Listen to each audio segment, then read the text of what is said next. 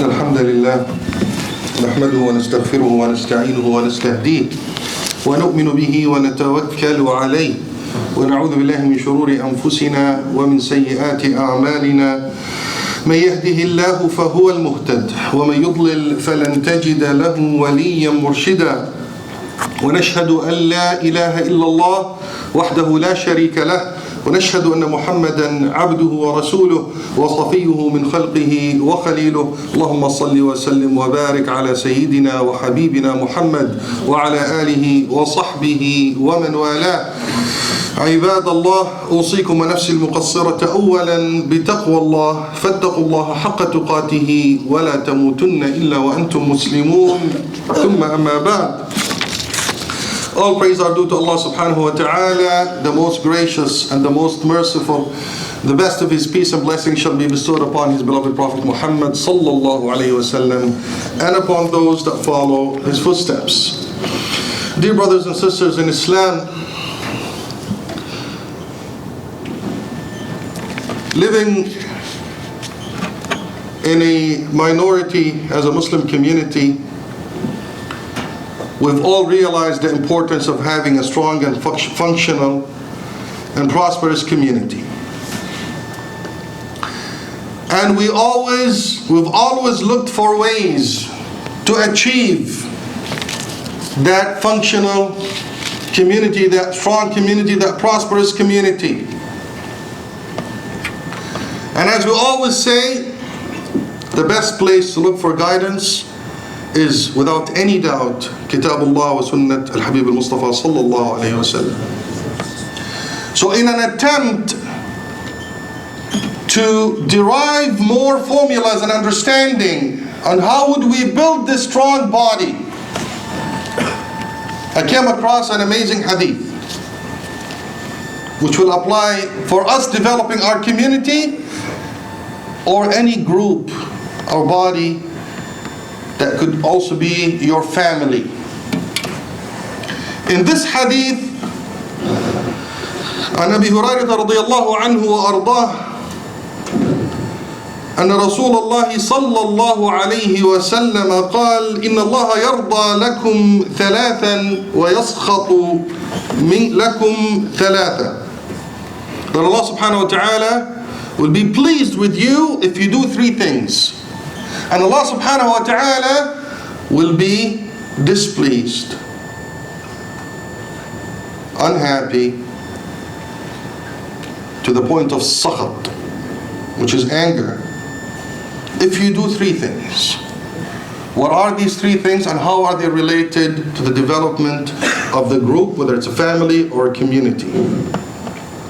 يرضى لكم أن تعبدوه ولا تشركوا به شيئا وأن تعتصموا بحبل الله جميعا ولا تفرقوا وأن تناصحوا من ولى الله أمركم وأن تناصحوا من ولى الله أمركم. Three things that if you do, you will gain the pleasure of Allah subhanahu wa ta'ala. And when we gain the pleasure of Allah subhanahu wa ta'ala, what is it that we've gained? Al-khayr wa kullu. We've achieved all good, all success, all prosperity, because with the gaining of the pleasure of Allah subhanahu wa ta'ala, we know this is not just a spiritual or metaphysical pleasure, or it's not just in akhirah, but it's in dunya and akhirah, like we've seen through history.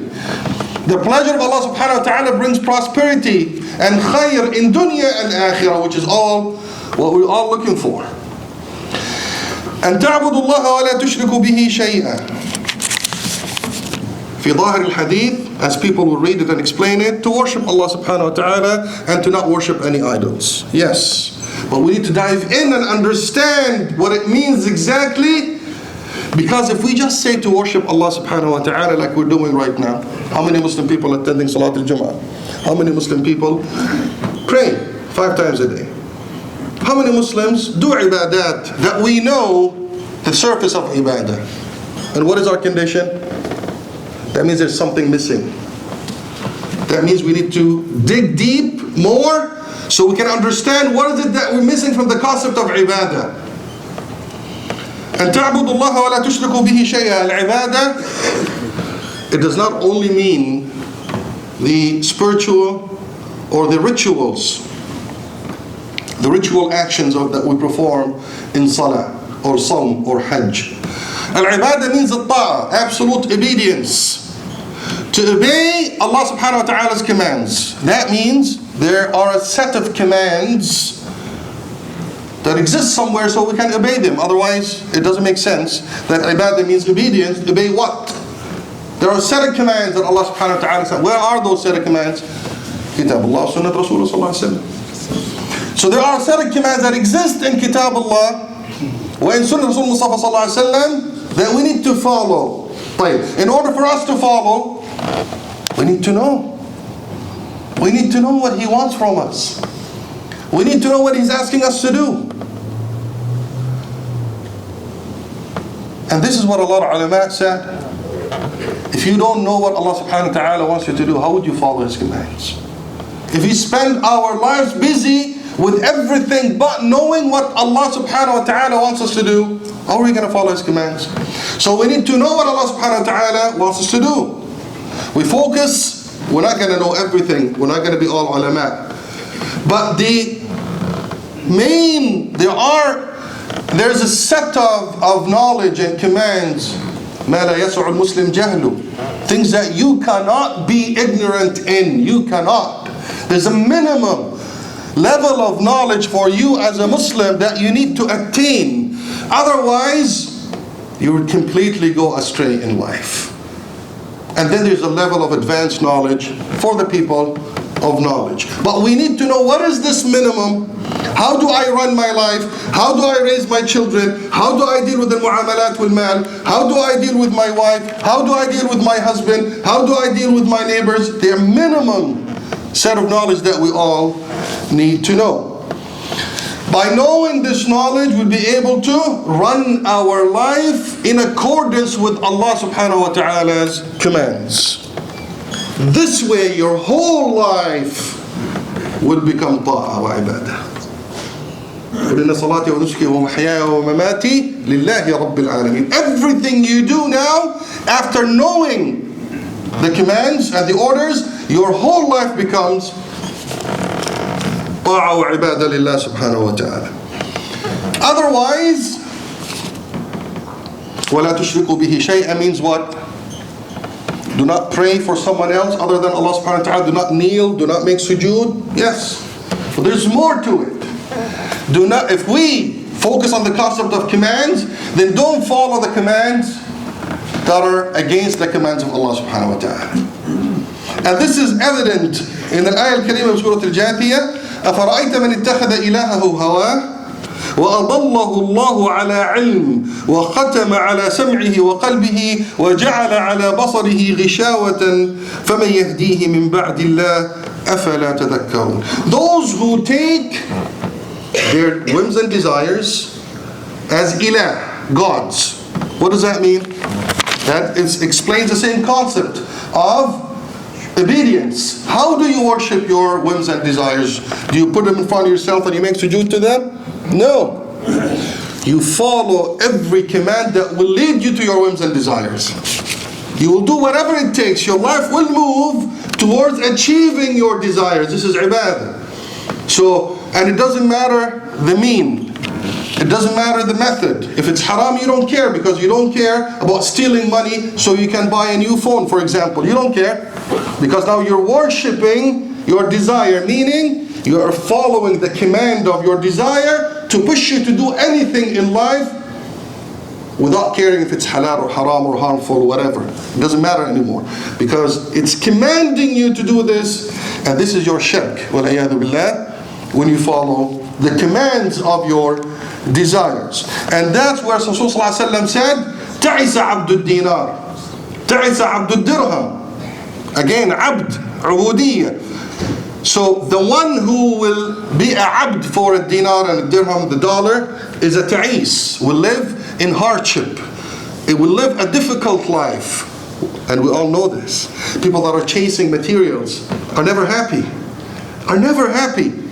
Because all what they want is to worship that material by following the commands of their desires, to do whatever it takes to get to the material. And you get to the material, you always will want more. So you always be unhappy.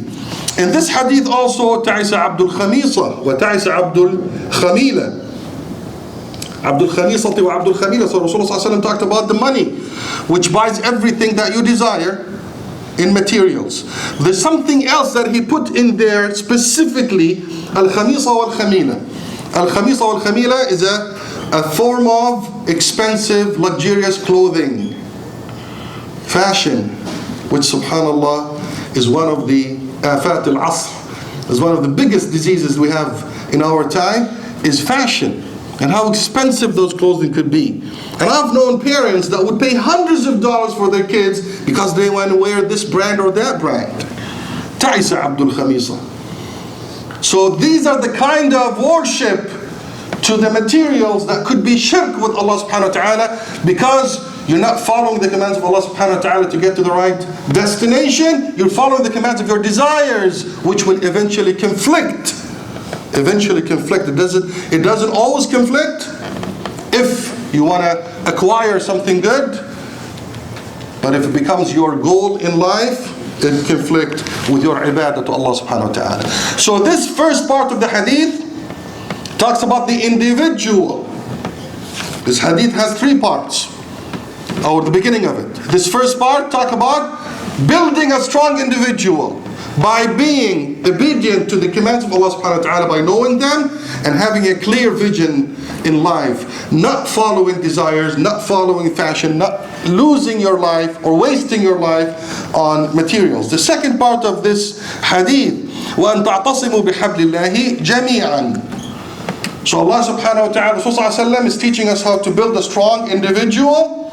Then he's moving to وَاعْتَصِمُوا بِحَبْلِ اللَّهِ جَمِيعًا. Second part of building this strong community is جميعا, الجماعة. اعتصموا بحبل الله. What does it mean? Al-asm here means al-man'. Al-asim, al-mani'. To prevent something. So al-i'tisam is to follow who will protect you. Who will protect you. Protect me from what? وَاعْتَصِمُوا بِحَبْلِ اللَّهِ جَمِيعًا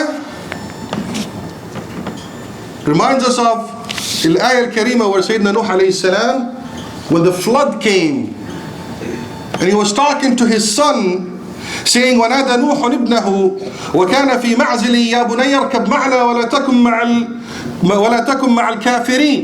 Oh my son, join us and do not be with those that are denying the mercy and the signs of Allah subhanahu wa ta'ala. Join us. We can see the difficulties are coming and the disasters are coming. The flood is coming. Join the ship that will take you to safety, to the shores of safety. What did his son say? He said, قَالَ سَآوِي إِلَى جَبَلٍ يَعْصِمُنِي مِنَ الْمَاءِ. Don't worry, I will find protection in that mountain. يعصمني من الماء. I will find protection in the mountain. قال لا عاصم اليوم من أمر الله إلا من رحم. لا عاصم اليوم من أمر الله إلا من رحم. Do not think by going against the commands of Allah subhanahu wa ta'ala that you find protection anywhere else. So واعتصموا بحبل الله جميعا, seek protection in Allah subhanahu wa ta'ala and في حبل الله, as the ayah said. What is Hablullah? Hablullah, as explained by Mufassirin, Al-Quran Al-Kareem, Al-Jama'ah, Al-Islam. Again, it's the way of Allah subhanahu wa ta'ala. Because Al-Habl, as explained, هو السبب الذي يوصل به إلى الزوال من الخوف والنجاة من الجزع والذعر. السبب الذي يوصل به إلى البغية والحاجة. الحبل is the mean that will take you to your goal. And as explained by Mufassirin, Al-Quran Al-Kareem, Al-Sunnah, Al-Jama'ah, these two things were mentioned all the time. Al-Quran Al-Kareem wal-Jama'ah. Seek protection to reach your end destination, to reach your goal, to reach your prosperity, to reach your safety by holding on to the Quran Kareem wal Jama'ah. Clear instructions. Clear instructions. وَلَا تَفَرَّقُوا وَاعْتَصِمُوا بِحَبْلِ اللَّهِ جَمِيعًا وَلَا تَفَرَّقُوا. So point number one in building this strong group, whether it's a family or a community, strong individual, follow the commands of Allah subhanahu wa ta'ala. Strong community working with each other. There's no such a thing as, I don't want to deal with people because it's too much headache. This doesn't work. It doesn't work. It's against the formula. Sunnatullah subhanahu wa ta'ala. You need to stick with the jama'ah. And we see this happening around us. The last part of developing this successful community will be al-qiyadah. Where do we find this? In the third commandment, or the third command I should say here, وَأَن تُنَاصِحُوا مَنْ وَلَّى اللَّهُ أَمْرَكُمْ. Now he's talking about leadership. Individuals, group, leadership. Leadership, which is one of the biggest problems we're having, not just now, but for the past many years. Leadership. We cannot build a community without leadership. You cannot build a family without leadership. You cannot build a business without leadership. You cannot build a group without leadership. It doesn't work. Wallahi, it doesn't work. Three things: strong individual, strong jama'ah, and leadership. And leadership is one of the biggest problems that we need to focus on. Why? In this hadith, Rasulullah ﷺ is saying, وَأَن تُنَاصِحُوا مَنْ وَلَّى اللَّهُ أَمْرَكُمْ. And tunasihu. So the leadership, so it implies that you have to have wali amr. It's given. He's not saying you should. It's given. It's there. You have to have a leader or leadership. But then he's focusing on tunasihu, to give nasiha. And nasiha, as we know it, unfortunately, is to give an advice. And to give an advice, as we know it, is to be kind, to be smooth, to be soft. Well, unfortunately, that concept needs to be re-understood. Because first thing we need to understand, what does nasiha or nusх means, linguistically and Islamically. النصح تحري فعل أو قول فيه صلاح صاحبه. Also, إخلاص العمل من شوائب الفساد. النصح is to purify any work from what could ruin it, from fasad. الناصح من العسل الصافي. Honey, you want pure honey? You need to take away all the impurities and the dirt. So, النصح, and pay good attention here. When you advise or nusх, it means you need to purify al-amal, anything. You need to take away the dirt, the impurities, what could ruin al-amal. طيب, this nusх, how is it done? We said what we know is a lutf, kindness. But does it stop there? If we stop there, it's because this is what got us to what we are in. Because the nusх is not just softness.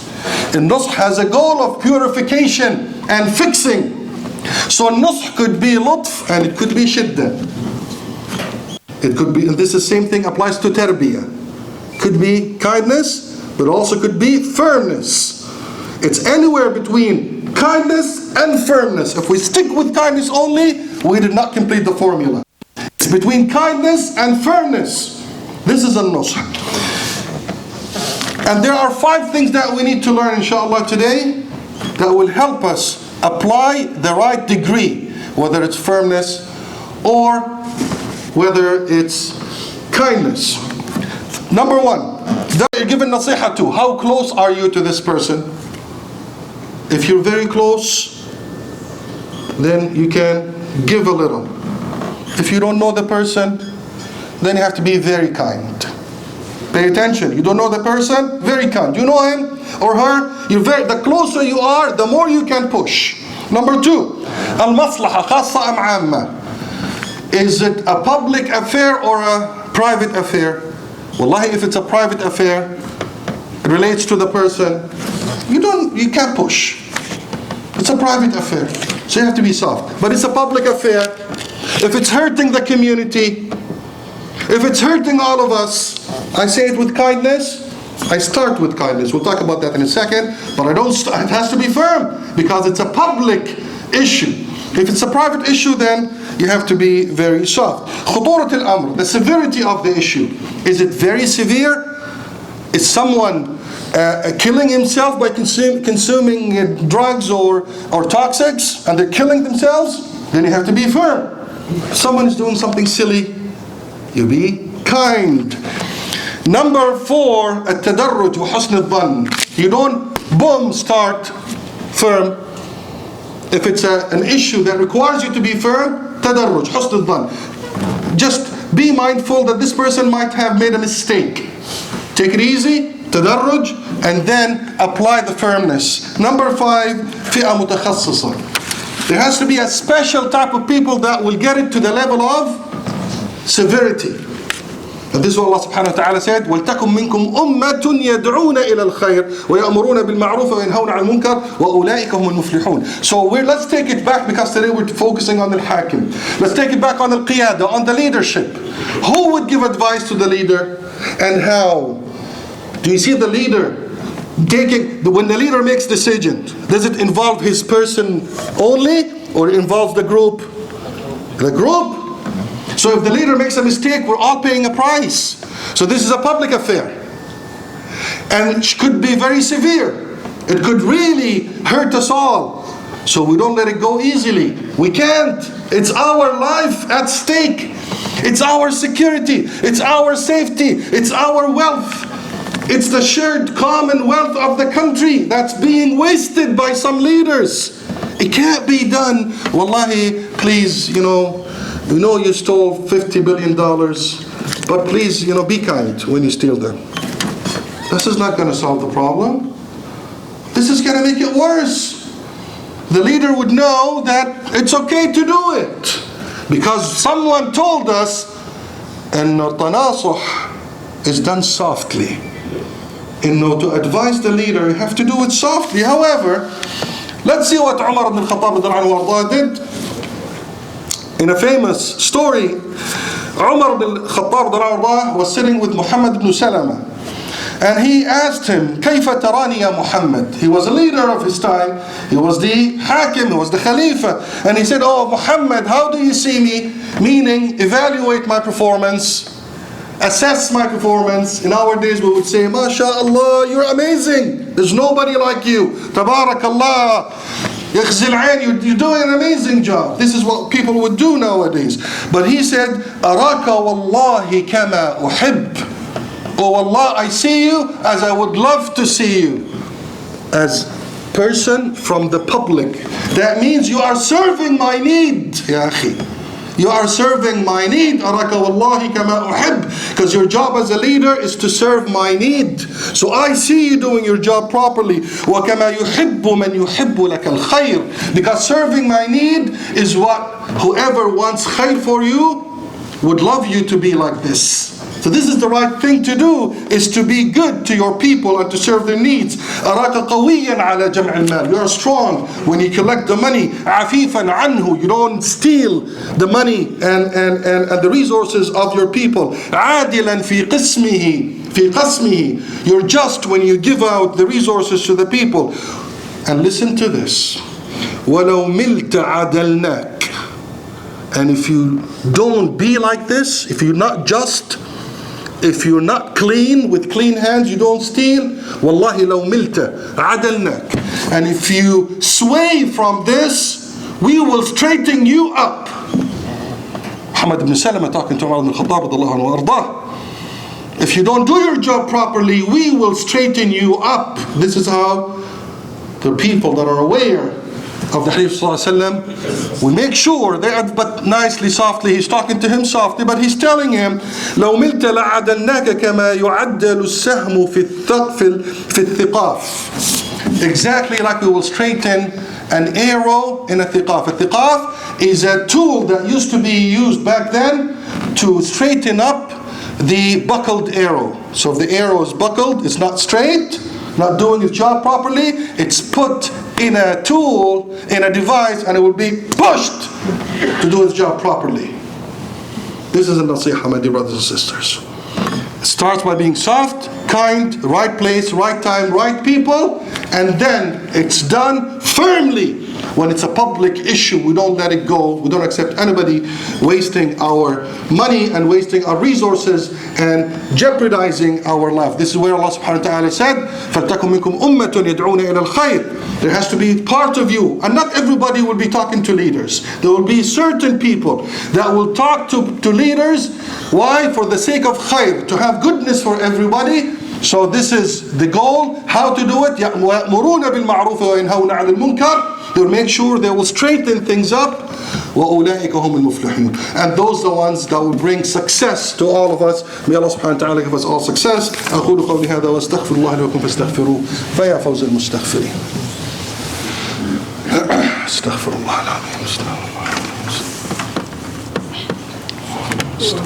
بسم الله والحمد لله والصلاة والسلام على رسول الله.